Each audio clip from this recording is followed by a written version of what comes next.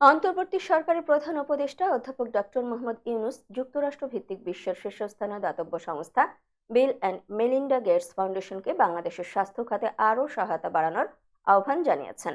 New York স্থানীয় সময় 25শে September বুধবার জাতিসংঘ সদর দপ্তরে বাংলাদেশের প্রধান উপদেষ্টা অধ্যাপক ডক্টর মোহাম্মদ ইউনূসের সাথে গেটস ফাউন্ডেশনের প্রধান নির্বাহী কর্মকর্তা মার্ক সুজমান সাক্ষাৎ করেন। এ সময় প্রধান উপদেষ্টা বাংলাদেশে তাদের সহায়তা বাড়ানোর আহ্বান জানান। প্রধান উপদেষ্টার প্রেস সচিব শফিকুল আলম বলেন, প্রধান উপদেষ্টা গেটস ফাউন্ডেশনকে বাংলাদেশে স্বাস্থ্যসহ অন্যান্য খাতে প্রতিষ্ঠানটির সহযোগিতা বাড়ানোর অনুরোধ করেছেন। এতে মার্ক সুজমান ইতিবাচক সাড়া দিয়ে বাংলাদেশে তাদের সম্পৃক্ততা বাড়ানোর বিষয়ে আগ্রহ দেখান।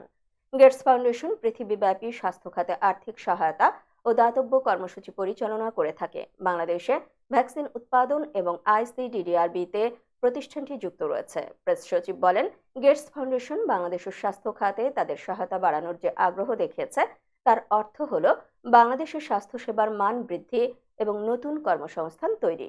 সাক্ষাৎকালে প্রধান উপদেষ্টা বাংলাদেশের স্বাস্থ্যসেবার পাশাপাশি অন্যান্য খাতে সামাজিক ব্যবসা পরিচালনারও আহ্বান জানান।